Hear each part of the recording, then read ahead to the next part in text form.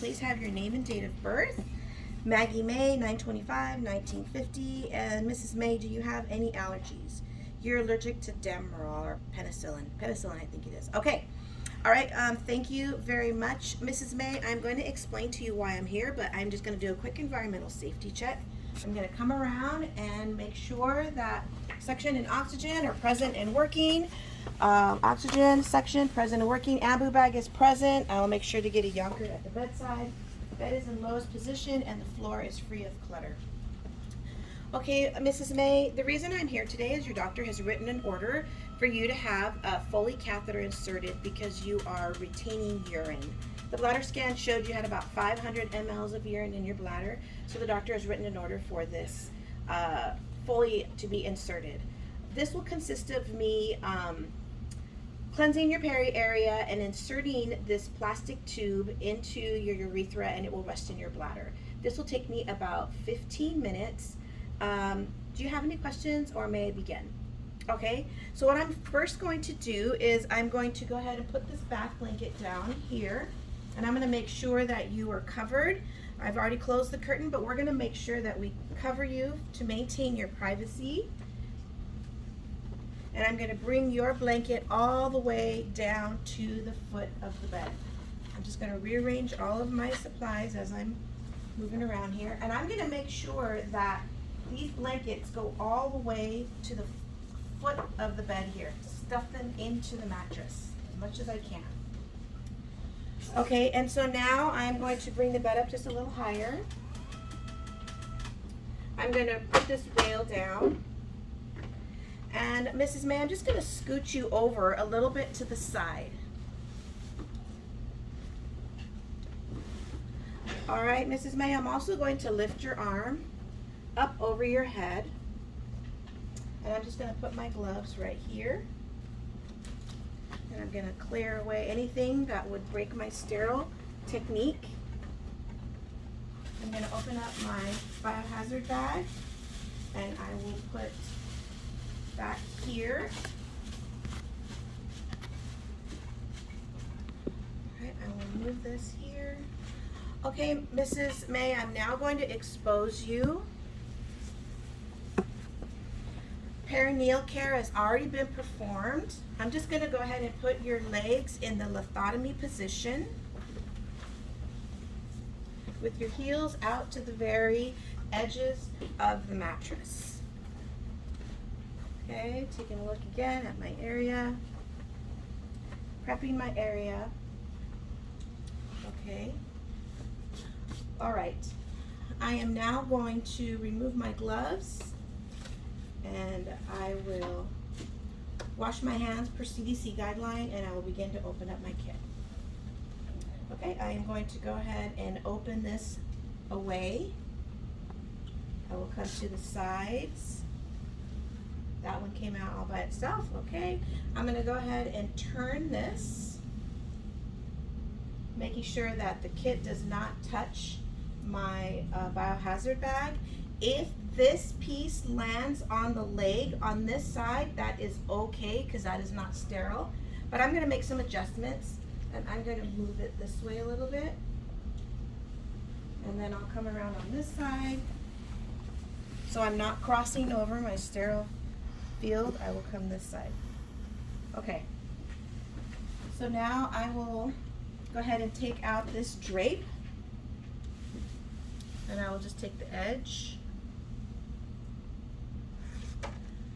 All right, and the shiny side will go down. So I'm going to turn it this way so that the shiny side is toward me. And I'm going to lay this down. Now, I can tell that when I lay this down, this drape is going to fall into my sterile field. So I'm going to pause just for a second.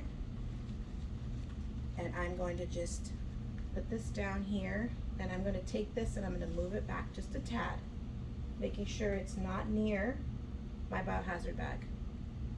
Okay, so now I will take this here. I will come and I will lay this right in between the patient's legs. Okay, I will lift this up here.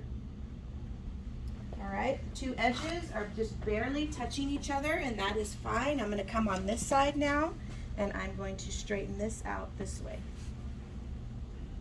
All right. So that much gap, can you guys see that? That much gap is acceptable. All right. See how these two drapes are just barely touching each other? That's what you want. You don't want a big, big gap here, okay? All right. So that is about as far as I can go in touching anything in my kit. I'm now going to wash my hands one more time. And I'm going to get ready to put on my sterile gloves.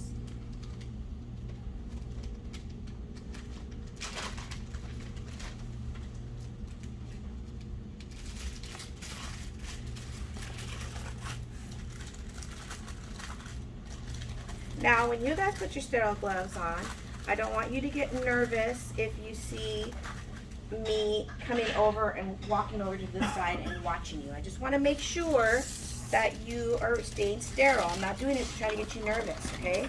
I want to make sure if we have any bad habits that came from fundamentals, we're breaking them, okay? Definitely don't want you to incur any here. So if I'm doing anything wrong, Professor Ross will hold me accountable. Okay, so now I will don my right hand. Okay, so I'm going to go ahead and pick this up here. I will loosen this. I will lift it up just a tad. All right, and then now I will put this on. And if I can get it over my watch, that's fine. If I can't, I just leave it, okay? So now I'm going to pick up this side from underneath. The biggest mistake we see in students is that instead of kind of picking up the glove and going like this, you're picking up the glove and you're going like this. And I'm just going to demo this for you. This is what we see. Watch. You see how these tips just touch way over here? Can't have that. We're going to call you out on that. So I pick everything up and I try to stay in the center, okay? So I pick everything up and I stay just like this, all right? I don't need to move that, but if I did, how would I do it? In the center, and I'm going to come around here and I'm going to put it in there. And I can already see I got an issue with my biohazard bag, so I got to make it work. Okay, so I don't need that, but so I'm going to leave it there. Hands stay up, okay, and I can sidestep over here. Now I can touch my kit and I can organize it the way that I want. I'm going to take the plastic piece out. I am going to stay away from the 1-inch border. That is not sterile, so I can make sure all of this is within that, okay? We're going to simulate that we would open these up. There's 3 in here, and we would open these up. I'm going to go ahead and take my pre-filled syringe. I'll leave that in there, and I'm going to take off this blue sleeve, being very careful not to fling this Foley around anywhere. Some students, I saw this with this last 498 group, and apparently it's okay to do. So I've seen them crumple this up and put it in the corner here. Nobody was called out on it. The only problem that I did see happen is when you went to go pick up your Foley, sometimes that blue thing hooked onto your Foley and then it popped out. Okay, so you just gotta be careful. All right, okay. So I'm going to go ahead, and we do not inflate the balloon. We do not pre-inflate it anymore, so I just attach. I'm good there. I stayed within my 1-inch border, okay? So I would go ahead and, do you want me to go ahead and do it? Yeah, I wouldn't use all of it, maybe just a few drops. All right, I'm going to use a little bit here, okay? And then if I was disposing this, I'm going to come around. Okay. All right, so then now I would take the 3 of these out. Okay, there's 3 here. Do we have any regular old cotton swabs that we could use instead of these 3? I don't want to open them. Only in the students' kits. Okay, it's all right. Oh, there's some cotton swabs right there. A whole bag. Oh, no, but you know, like the alcohol ones. You know the ones we were using for the validations? Yeah. What did you guys do? Those. They don't come with These block students, ones. theirs come with cotton balls and tweezers. Yeah. All right, so what do you want to do? Because I'm not showing them with what they have. Well, we have tweezers in our thing. We could just pretend that they were. Okay, so I would open this up for you guys, you're gonna open this up. It's just gonna be liquid. There's not gonna be any sticks in here, and you're gonna pour that over your cotton balls. You're gonna simulate that, though, okay? And then when you were done with that, you would dispose of that in your biohazard bag. For now, I'll just throw it That's right not on. a swab, but that's liquid. There could be liquid in here, but there's 3 swabs in here. Oh, okay. I don't want to open it right now because it'll make a Yeah. mess in there. Okay. We But- use the cotton tip applicators for wound care, Uh-huh. and we pretend it would. Okay. So you guys are gonna have this. Okay. So hold on. We're gonna simulate. We're opening this up. We're gonna go ahead and pour the iodine on our cotton balls. Yeah, that's what I was looking for. But I should show them with what they got, right? Yeah. Okay. All right. So then here, so this would be in here too, guys. All right. Okay.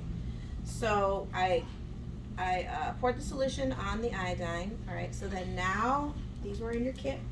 So now, Mrs. May, I am going to get ready to cleanse. Okay.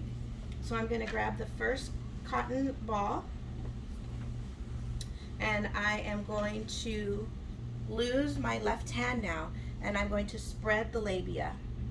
And I am going to cleanse the labia furthest away from me in a downward stroke. And I'm going to come and dispose. I'm coming around my field. I'm going to come back in. I can go straight here. Labia closest to me now. Downward stroke. Dispose. Come back. This last one is going to be right down the middle, cleaning the urethral meatus, and now dispose. And I can go ahead and dispose of those.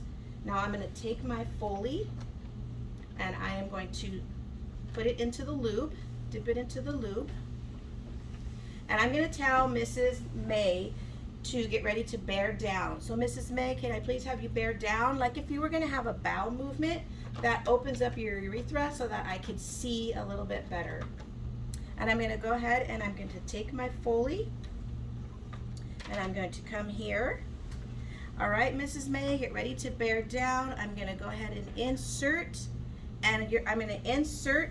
As I'm inserting the Foley with my sterile hand, my index finger and my thumb are not touching the labia like this. I got to keep this hand clean. So I'm inserting until I see a flash of urine in this tubing. Once I do, I'm going to insert 1 to 2 more inches. Okay, now I am going to go ahead and take this hand. I'm going to hold down here, take this hand, and inflate the balloon. All of it. Look how I'm continuously holding down the plunger. You have to do that. If I go like this, let go of the plunger, and then take this off, the pressure is already back flowing. So now my balloon does not have 10 mLs in it. It could cause leaking, it can cause a COTI. So you have to hold this down, hold the plunger, this hand goes to the balloon port, I'm still holding the plunger, and I'm twisting and pulling off while I still continue to hold the plunger. I'm going to pull back gently, and then now I'll get ready to put my stat lock on. And there's actually one in here. All right. So it says, I want to go ahead and put the stat lock on. The arrow will go up toward the patient. I'm no longer sterile anymore, right? Okay, so I'm going to go ahead, and this little bifurcation area here, it lays right inside nicely. Snap it. I will take this off. I'm just going to simulate it for now, okay? And this will get stuck right here on our patient. I'm going to leave a little bit of a slack because we don't want it taut. We don't want it pulley. We want a little bit of a slack there. I'm just going to do that much for right now.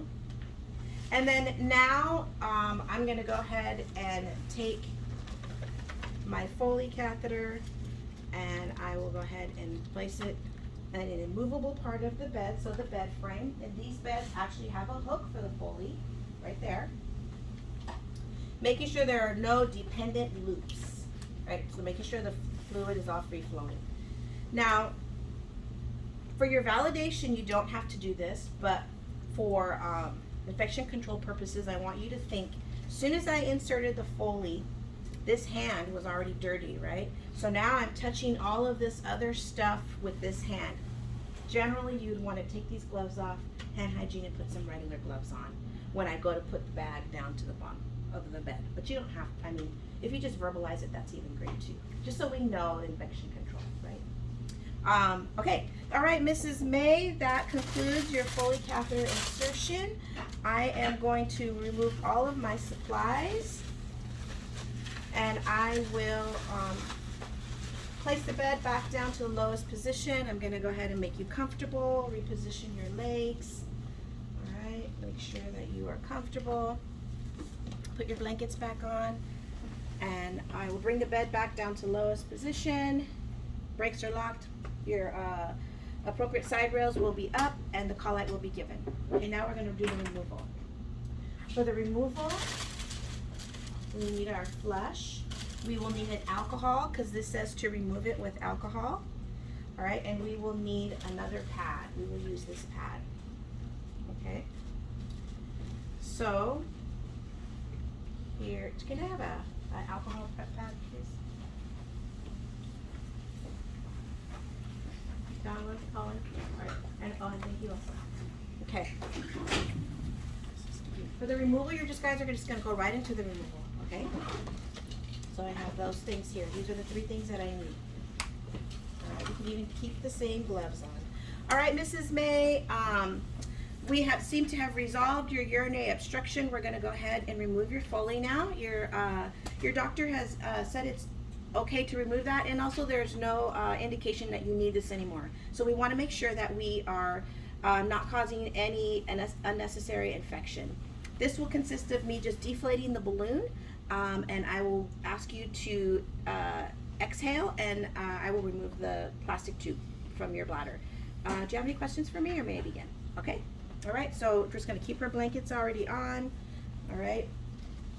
Okay, and so now I'm gonna take my alcohol, open this up. This would be stuck on her. I'm gonna remove this. Okay.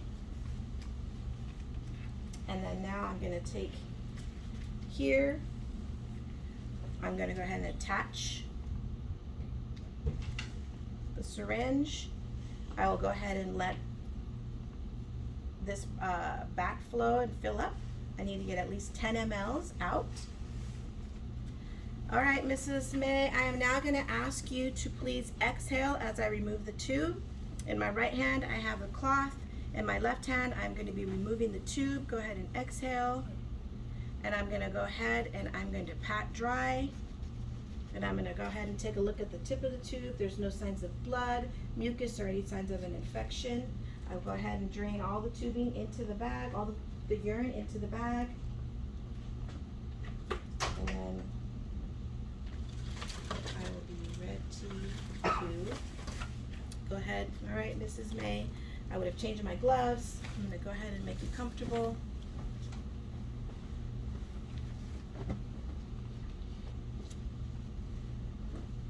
Mrs. May, now that you've had your Foley catheter removed, it's going to be very important that you urinate within 6 hours. If you do not urinate within 6 hours, we'll come and we'll do another bladder scan and make sure that you are not retaining any of your urine again. I'm going to go ahead and bring the appropriate side rails up, the bed back to lowest position. The brakes are locked. Here is your call light, and I will remove my gloves and wash my hands per CDC guideline. That's it. Okay? Insertion. Any feedback, Professor? Perfect. I especially like the hand washing after you touch